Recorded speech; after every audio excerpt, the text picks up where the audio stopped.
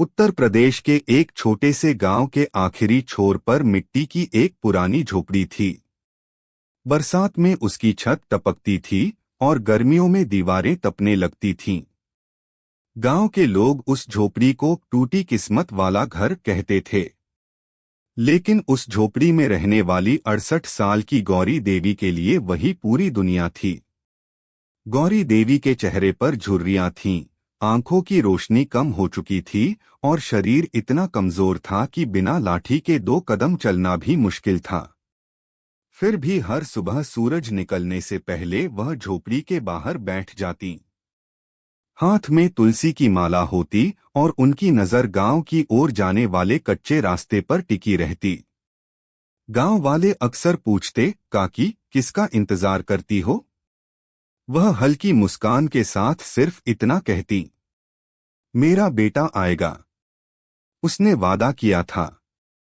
यह सुनकर लोग एक दूसरे का चेहरा देखते और चुपचाप आगे बढ़ जाते, क्योंकि गांव में सभी जानते थे कि गौरी देवी का बेटा अर्जुन 20 साल पहले घर छोड़कर चला गया था।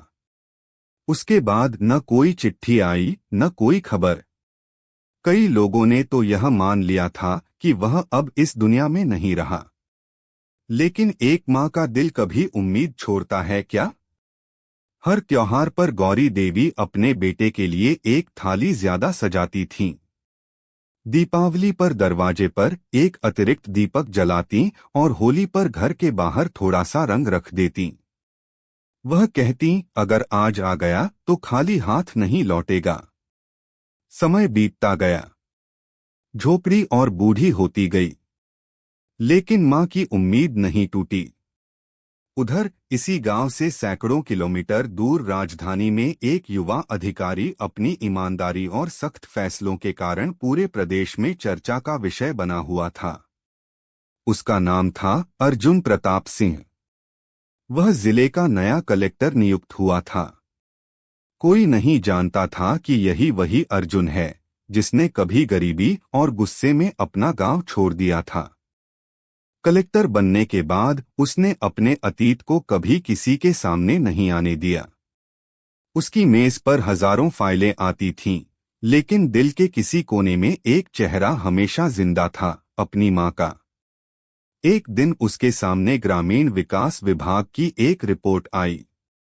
रिपोर्ट में लिखा था, गांव भैरवपुर की वृद्ध महिला गौरी देवी अत्यंत जर्जर झोपड़ी में अकेली रह रही हैं।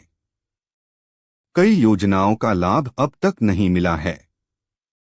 तत्काल सहायता आवश्यक है। गौरी देवी। यह नाम पढ़ते ही अर्जुन के हाथ कांप गए। उसके चेहरे का रंग उड़ गया। 20 साल पहले की वह आखिरी रात उसकी आंखों के सामने घूम गई, जब उसने गुस्से में अपनी मां की बात ठुकराई थी और बिना पीछे देखे घर छोड़ दिया था। उसने धीरे से फाइल बंद की, लेकिन इस बार वह एक कलेक्टर की तरह नहीं सोच रहा था। उसका दिल सिर्फ एक बेटे की तरह धड़क रहा था। क्या सचमुच मेरी मां आज भी मेरा इंतजार कर रही होगी? उस फाइल को बंद करने के बाद भी अर्जुन का मन किसी काम में नहीं लग रहा था। सामने अधिकारी बैठकर योजनाओं की जानकारी दे रहे थे, लेकिन उसकी आंखों के सामने बार बार अपनी मां गौरी देवी का चेहरा घूम रहा था। उसे याद आने लगा कि आखिर वह रात कैसी थी जिसने मां बेटे को 20 साल के लिए अलग कर दिया। उस समय अर्जुन सिर्फ 16 साल का था। पिता का देहांत बचपन में ही हो चुका था। गौरी देवी दूसरों के खेतों में मजदूरी करती थीं। सुबह 4 बजे उठतीं, गांव के अमीर घरों में बर्तन मांजतीं और फिर खेतों में काम करने चली जातीं।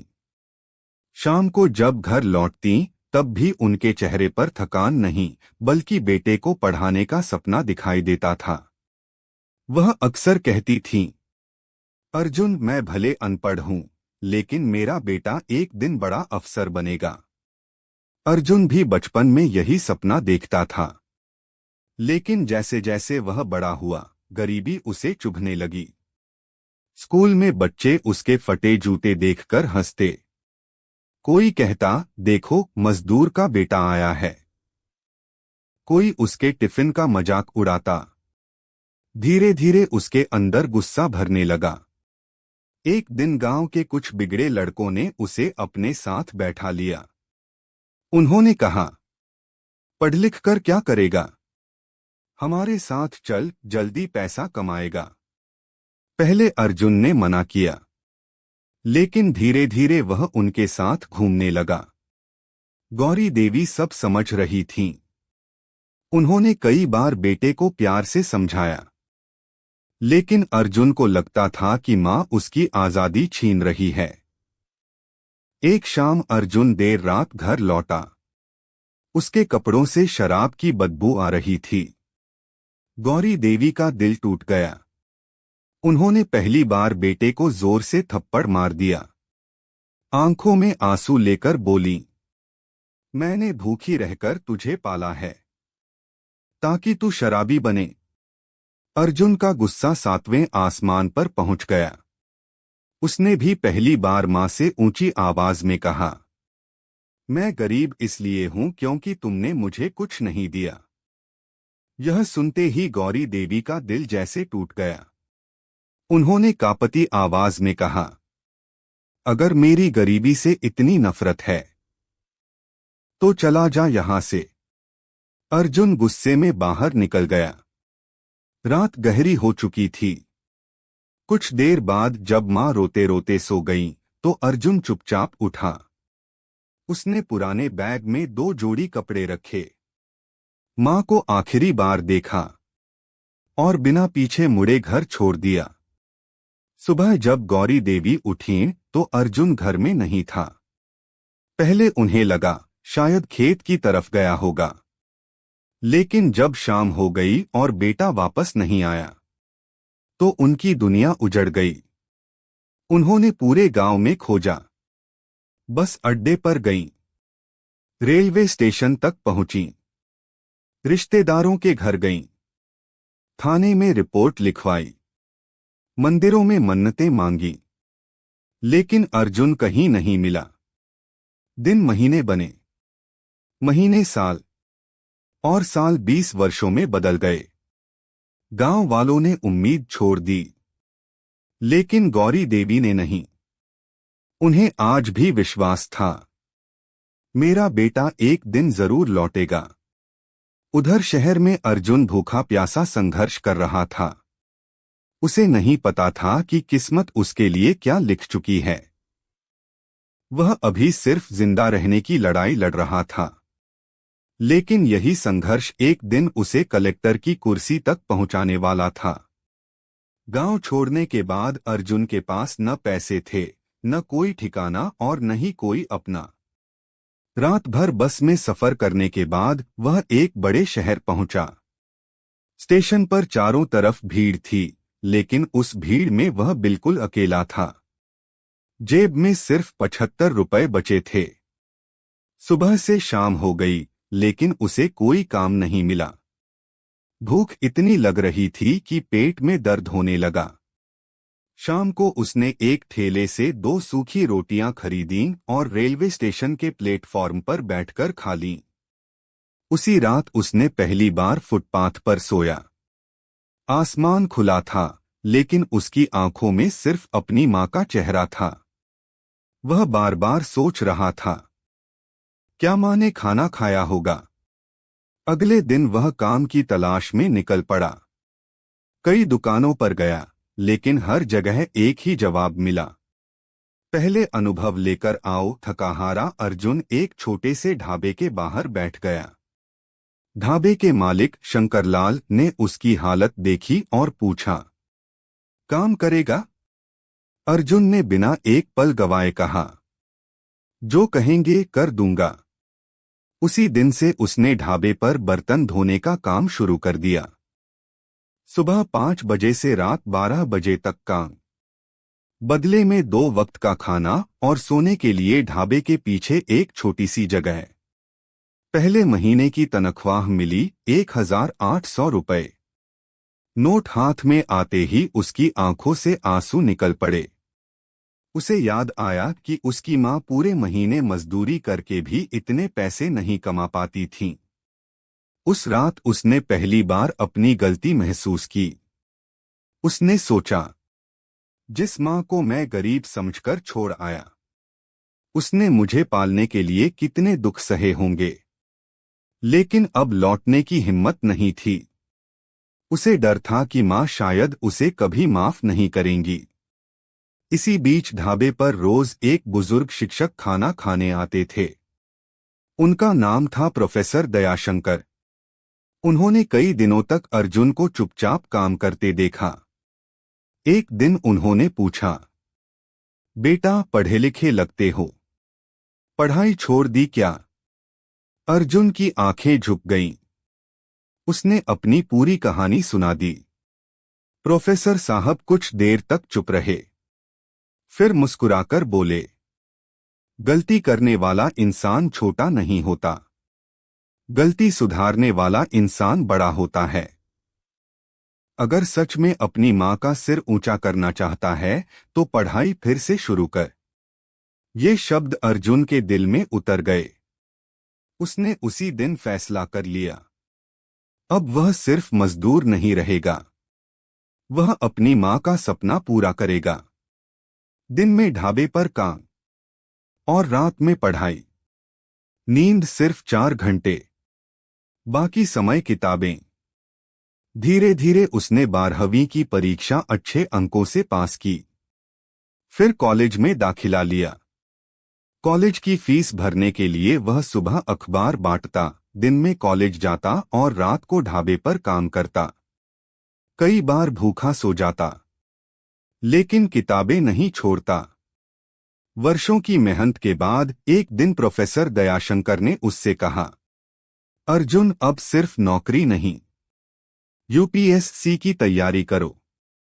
मुझे यकीन है तुम एक दिन कलेक्टर बनोगे। पहले तो अर्जुन हंस पड़ा। उसे लगा कि यह सपना उसकी औकात से बहुत बड़ा है। लेकिन फिर उसे अपनी माँ की आवाज याद आई, मेरा बेटा एक दिन बड़ा अफसर बनेगा। बस उसी दिन से अर्जुन ने अपनी जिंदगी का सबसे बड़ा संघर्ष शुरू कर दिया। उसे नहीं पता था कि यह रास्ता कितना कठिन होगा, लेकिन उसे इतना जरूर पता था कि अब वह पीछे मुड़कर नहीं देखेगा। यूपीएससी का नाम सुनते ही अर्जुन को लगा जैसे वह आसमान को छूने की बात कर रहा हो। उसके पास न महंगी कोचिंग के पैसे थे, न रहने के लिए अच्छा कमरा और न ही पढ़ाई का कोई विशेष साधन। लेकिन उसके पास एक चीज थी, अपनी माँ का सपना। उसने ढाबे की नौकरी जारी रखी। सुबह 4 बजे उठकर अखबार बांटता, फिर लाइब्रेरी में जाकर पढ़ाई करता। शाम को ढाबे पर काम करता और रात को देर तक किताबों में डूबा रहता। कई बार ऐसा होता कि थकान से किताब पर ही उसकी आंख लग जाती। लेकिन जैसे ही उसे माँ की मुस्कुराती हुई तस्वीर याद आती, वह फिर उठकर पढ़ने बैठ जाता। इसी दौरान उसने अपनी पहली यूपीएससी परीक्षा दी। रिजल्ट आया, वह असफल हो गया। उस दिन अर्जुन पूरी तरह टूट गया। उसे लगा कि शायद यह सपना उसके बस का नहीं है। वह देर रात तक शहर की सुनसान सड़क पर चलता रहा। उसकी आंखों में आंसू थे और मन में सिर्फ एक सवाल, क्या मैं कभी माँ का सपना पूरा कर पाऊंगा? अगले दिन प्रोफेसर दयाशंकर उससे मिलने आए। उन्होंने अर्जुन के कंधे पर हाथ रखा और कहा, बेटा, हारने वाले लोग मंजिल तक नहीं पहुंचते, लेकिन जो हार के बाद फिर खड़े हो जाते हैं, इतिहास वही लिखते हैं। यह बात अर्जुन के दिल में उतर गई। उसने फिर से तैयारी शुरू कर दी। इस बार उसने पहले से भी ज्यादा मेहनत की। त्योहारों पर भी छुट्टी नहीं ली। दोस्तों से दूरी बना ली। हर दिन सिर्फ एक ही लक्ष्य था, अपनी माँ के सामने सिर ऊंचा करके खड़ा होना।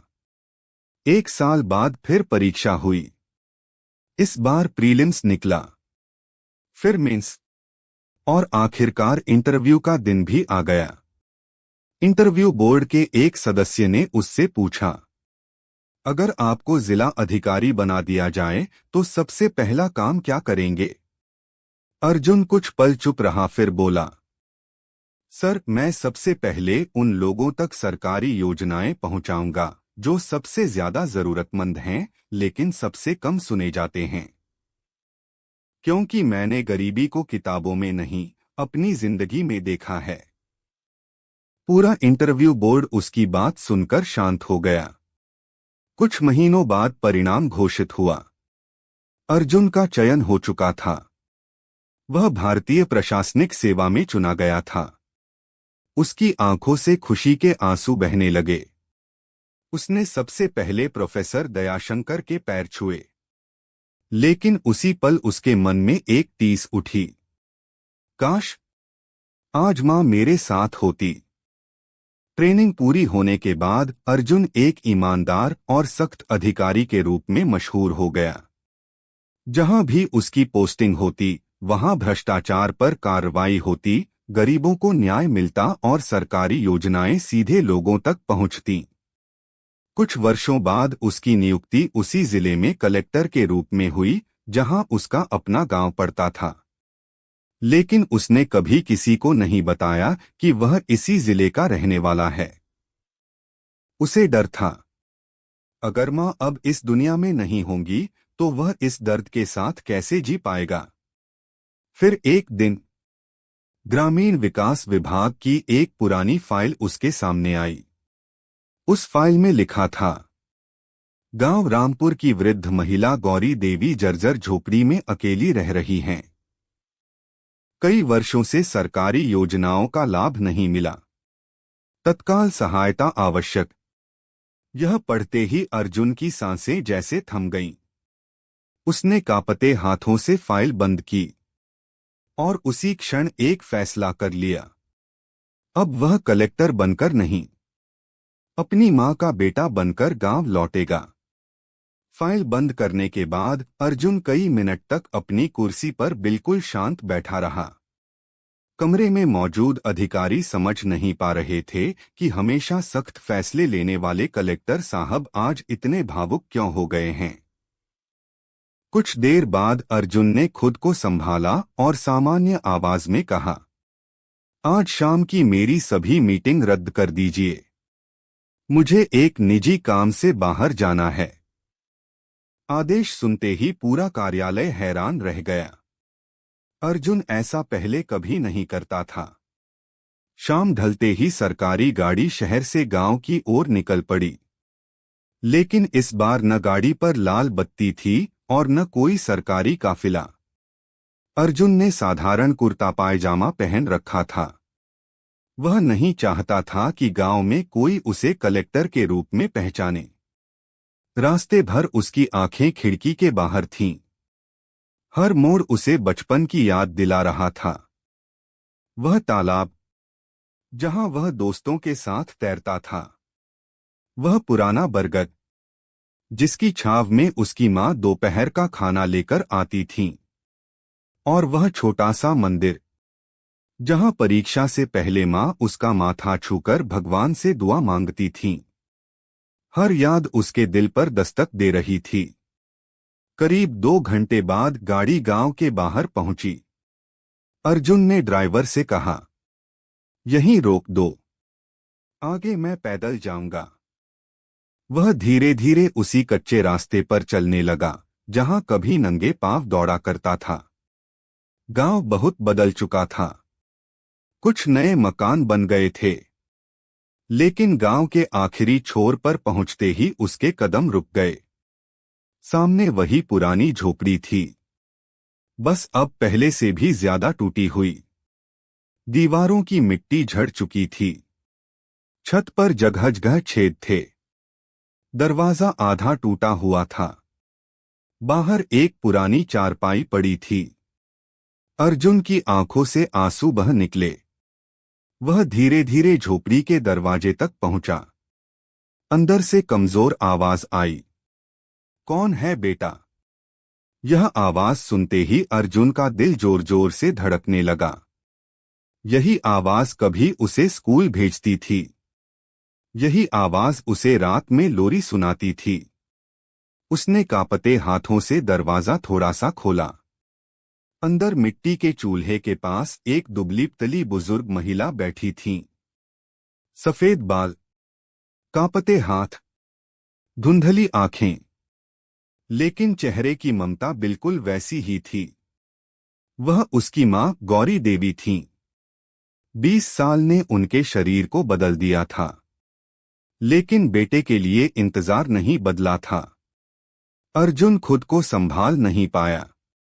उसकी आंखों से लगातार आंसू बहने लगे, लेकिन उसने अपनी पहचान छिपा ली। वह धीमे से बोला, मां, थोड़ा पानी मिलेगा? गौरी देवी ने बिना पहचान पाए मुस्कुराकर कहा, क्यों नहीं बेटा, गरीब हूं लेकिन प्यासे को पानी देने लायक अभी भी हूं। उन्होंने मिट्टी के घड़े से पानी निकालकर एक पीतल का लोटा अर्जुन की ओर बढ़ा दिया। अर्जुन ने लोटा हाथ में लिया, लेकिन पानी पीने की बजाय उसकी आंखों से आंसू उसमें टपकने लगे। गौरी देवी घबरा गईं।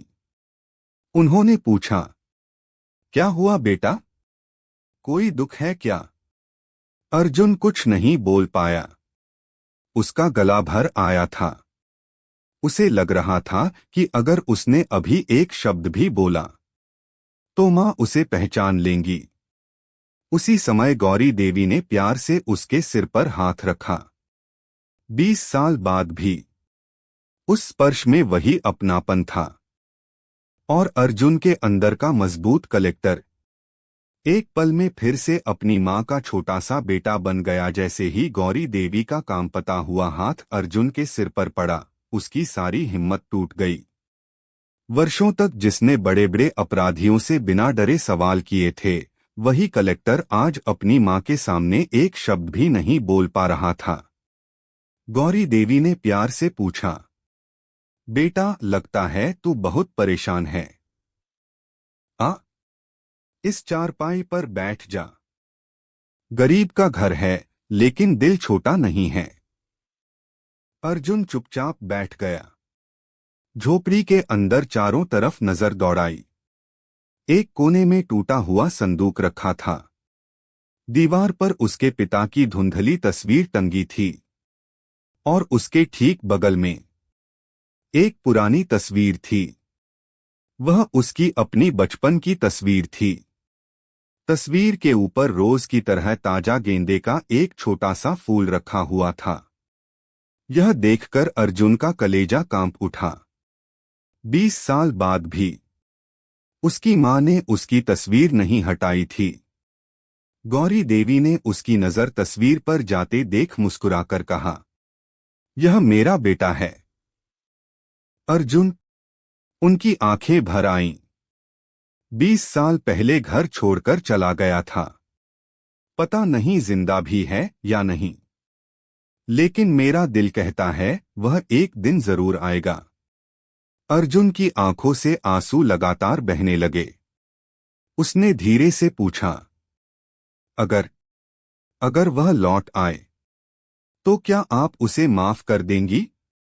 गौरी देवी बिना एक पल सोचे बोली, मां कभी बेटे से नाराज नहीं रहती बेटा।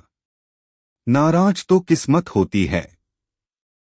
बेटा चाहे कितनी भी बड़ी गलती कर दे, मां का दरवाजा उसके लिए हमेशा खुला रहता है। यह सुनते ही अर्जुन अपने आंसू नहीं रोक पाया। वह घुटनों के बल बैठ गया।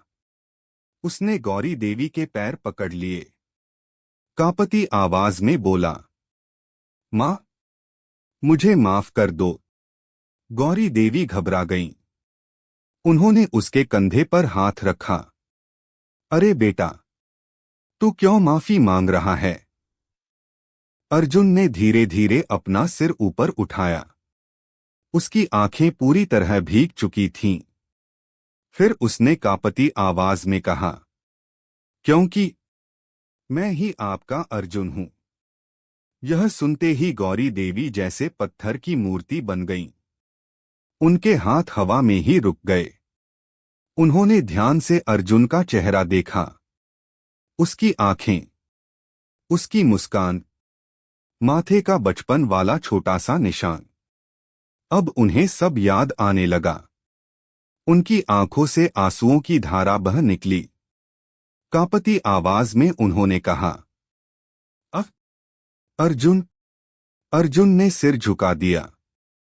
हाँ माँ, मैं आपका वही बेटा हूं जिसने आपको अकेला छोड़ दिया था। इतना सुनते ही गौरी देवी जोर जोर से रो पड़ी। उन्होंने अर्जुन को अपनी बाहों में भर लिया।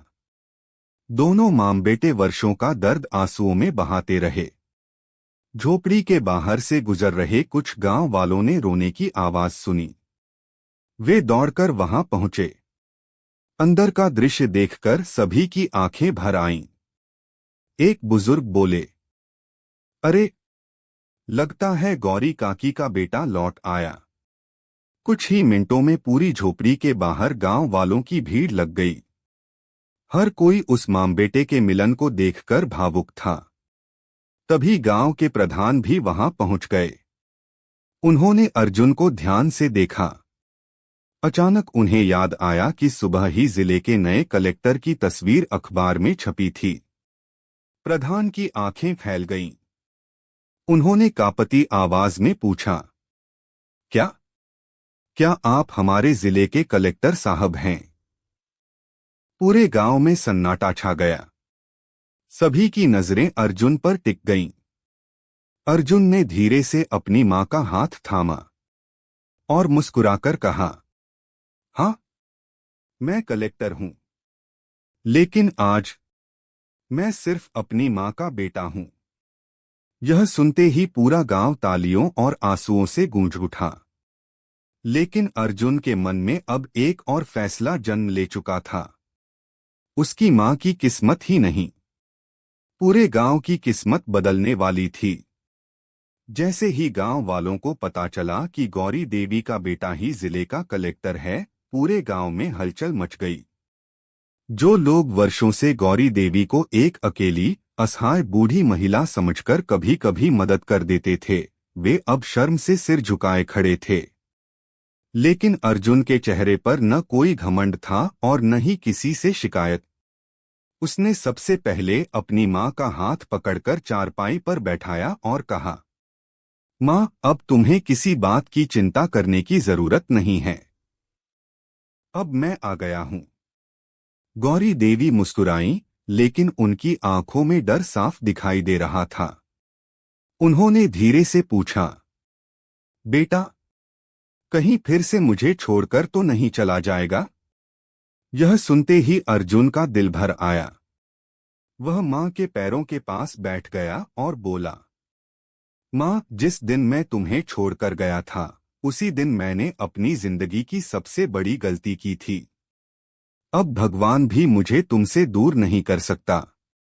यह सुनकर वहां मौजूद हर व्यक्ति की आंखें नम हो गईं। उसी समय अर्जुन ने अपने निजी सहायक को फोन लगाया। तुरंत बीडीओ, तहसीलदार, पंचायत सचिव, बिजली विभाग के अधिकारी और सरकारी इंजीनियर को गांव भेजिए अभी। इसी वक्त करीब 1 घंटे बाद सरकारी गाड़ियां गांव पहुंचने लगीं। सभी अधिकारी हैरान थे कि कलेक्टर साहब अचानक इस छोटे से गांव में क्यों आए हैं। अर्जुन उन्हें सीधे अपनी मां की झोपड़ी के सामने ले गया। उसने बिना गुस्सा किए सिर्फ एक सवाल पूछा, बताइए, इस बुजुर्ग महिला को आज तक प्रधानमंत्री आवास योजना, वृद्धावस्था पेंशन और राशन की सभी सुविधाएं क्यों नहीं मिली? कोई अधिकारी जवाब नहीं दे पाया। सबकी नजरें झुक गईं।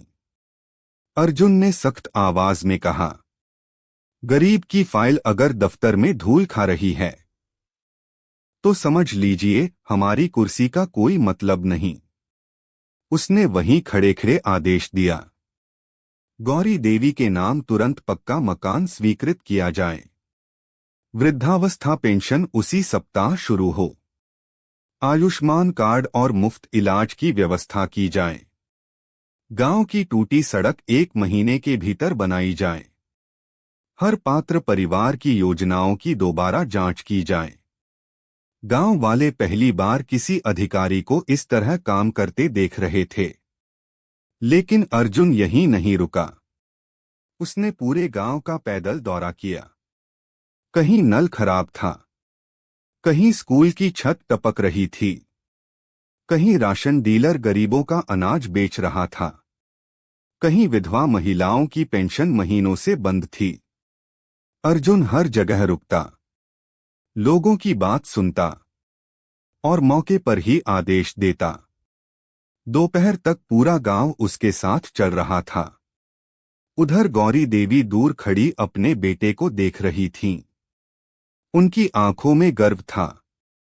उन्होंने धीरे से गांव की एक बुजुर्ग महिला से कहा, देखा, मैं कहती थी ना, मेरा बेटा एक दिन लोगों का सहारा बनेगा।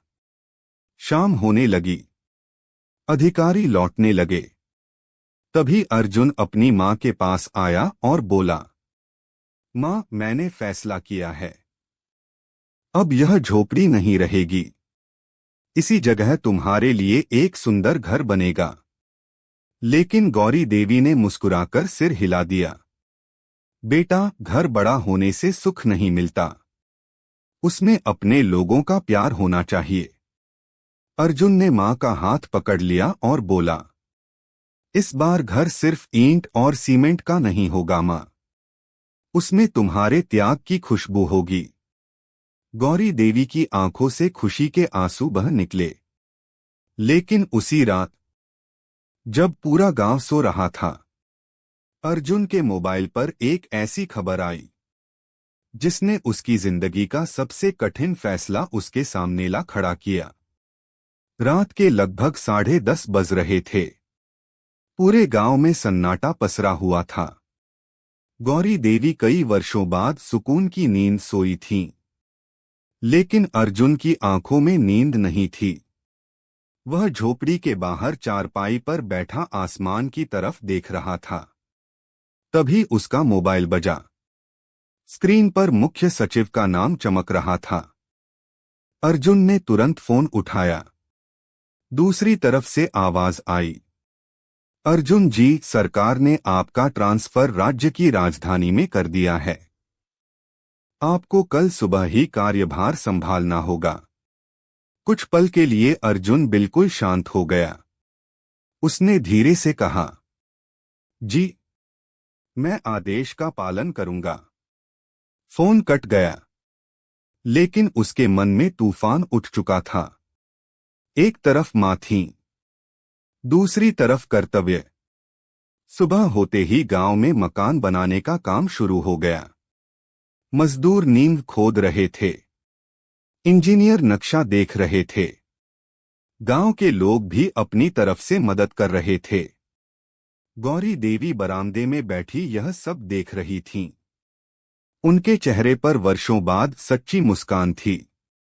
अर्जुन उनके पास बैठा तो उन्होंने पूछा, क्या बात है बेटा? आज तू कुछ परेशान लग रहा है। अर्जुन ने कुछ देर चुप रहने के बाद ट्रांसफर की बात बता दी। गौरी देवी हल्के से मुस्कुराईं। उन्होंने बेटे का हाथ अपने हाथ में लिया और बोली, बेटा, पेड़ अगर सिर्फ एक जगह छाया देगा तो बाकी लोग धूप में जलेंगे। भगवान ने तुझे इसलिए बड़ा अफसर बनाया है कि तू जहां जाए वहां लोगों की जिंदगी बदल दे। अर्जुन की आंखें भर आईं। लेकिन मां, मैं आपको फिर अकेला नहीं छोड़ना चाहता। गौरी देवी ने प्यार से उसके सिर पर हाथ फेरा। मैं अब अकेली कहाँ हूं? मेरा बेटा लौट आया है। अब पूरा गांव मेरा परिवार है। इतने में गांव के बच्चे दौड़ते हुए आए। एक छोटा लड़का बोला, कलेक्टर साहब, हमने भी पढ़ाई करने का फैसला किया है। हम भी आपकी तरह अफसर बनेंगे। अर्जुन मुस्कुराया। उसने बच्चों से कहा, अफसर बनने से पहले अच्छा इंसान बनना सीखो। कुर्सी से बड़ा चरित्र होता है। पूरा गांव तालियों से गूंज उठा। रवाना होने का समय आ गया। अर्जुन ने मां के चरण छुए। गौरी देवी ने अपने पुराने संदूक से एक छोटा सा लाल धागा निकाला और बेटे की कलाई पर बांधते हुए बोली, यह कोई ताबीज नहीं है बेटा, यह एक मां का विश्वास है। जहां भी रहना, कभी किसी गरीब की आंख में आंसू मत आने देना। अर्जुन अपने आंसू नहीं रोक पाया। वह गाड़ी में बैठ गया। गाड़ी धीरे धीरे गांव से बाहर निकल गई। गौरी देवी तब तक हाथ हिलाती रहीं, जब तक गाड़ी उनकी आंखों से ओझल नहीं हो गई। उन्हें नहीं पता था कि यह विदाई उनकी आखिरी मुलाकात बनने वाली है। गांव से विदा लेने के बाद अर्जुन ने राजधानी में अपनी नई जिम्मेदारी संभाल ली। नई पोस्टिंग पहले से भी ज्यादा चुनौतीपूर्ण थी। दिन-रात मीटिंग, निरीक्षण और सरकारी कामों में उसका समय बीतने लगा। लेकिन एक चीज कभी नहीं बदली। हर सुबह ऑफिस जाने से पहले वह अपनी मां गौरी देवी को फोन जरूर करता था। गौरी देवी हर बार एक ही सवाल पूछती, बेटा खाना समय पर खा लिया ना? और अर्जुन हर बार मुस्कुराकर कहता, हाँ मां, लेकिन आपके हाथ की रोटी जैसी स्वाद कहीं नहीं मिलता। यह सुनकर गौरी देवी हंस देती। कुछ ही महीनों में गांव का नया पक्का घर बनकर तैयार हो गया। झोपड़ी की जगह अब एक सुंदर घर खड़ा था। साफ सुथरा आंगन, रसोई, बिजली, पानी और घर के बाहर एक छोटा सा तुलसी चौरा। गौरी देवी पहली बार अपने नए घर में दाखिल हुई। उन्होंने सबसे पहले भगवान की तस्वीर के सामने दीपक जलाया और फिर आसमान की तरफ देखकर बोली, देखो जी, हमारा बेटा अपना वादा निभा गया। लेकिन वक्त हमेशा एक जैसा नहीं रहता। एक रात अचानक गौरी देवी की तबीयत बिगड़ गई। सांस लेने में तकलीफ होने लगी। गांव वालों ने तुरंत अर्जुन को फोन किया। फोन सुनते ही अर्जुन की आंखों के सामने अंधेरा छा गया।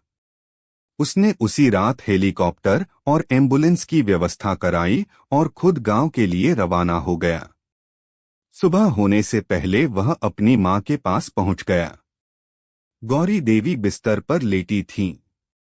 चेहरा कमजोर था, लेकिन बेटे को देखते ही उनकी आंखों में चमक आ गई। उन्होंने कांपते हुए हाथ आगे बढ़ाया। अर्जुन उनके पास बैठ गया और उनका हाथ अपने हाथों में ले लिया। गौरी देवी धीरे धीरे बोली, बेटा, अब मुझे जाने का डर नहीं है। अर्जुन रोते हुए बोला, ऐसा मत कहो मां, मैं आपको कुछ नहीं होने दूंगा। गौरी देवी मुस्कुराईं। हर बेटा यही कहता है, लेकिन एक दिन मां को जाना ही पड़ता है। उन्होंने अर्जुन के सिर पर आखिरी बार हाथ फेरा। फिर बोली, एक वादा करेगा? अर्जुन ने रोते हुए कहा, आप जो कहेंगी मां। गौरी देवी ने धीमी आवाज में कहा, जिस तरह तू मेरी जिंदगी में लौट आया, उसी तरह हर गरीब मां की जिंदगी में उम्मीद बनकर लौटना। कभी किसी बूढ़ी मां को अकेला मत छोड़ना। अर्जुन ने उनका हाथ अपने माथे से लगा लिया। मैं वादा करता हूं मां। गौरी देवी के चेहरे पर संतोष की मुस्कान आ गई। उन्होंने धीरे से कहा, आज मुझे अपने बेटे पर नहीं, उसके इंसान होने पर गर्व है। इतना कहकर उनकी आंखें हमेशा के लिए बंद हो गईं। मां! अर्जुन की चीख पूरे घर में गूंज उठी। पूरा गांव रो पड़ा। जिस मां ने 20 साल इंतजार किया, वह अपने बेटे को वापस पाकर ही इस दुनिया से विदा हुई। उस दिन अर्जुन ने अपनी मां की चिता के सामने खड़े होकर एक और प्रण लिया। उसने कहा, आज से इस जिले में कोई भी बुजुर्ग मां या पिता अकेलेपन और भूख से नहीं जिएगा। यह मेरी मां के लिए सच्ची श्रद्धांजलि होगी। उसके इस संकल्प ने आगे चलकर हजारों बुजुर्गों की जिंदगी बदल दी। लेकिन जब भी अर्जुन किसी वृद्ध महिला के पैर छूता, उसे अपनी माँ की वही कांपती हुई हथेलियां याद आ जातीं, जिन्होंने उसे बचपन में चलना सिखाया था।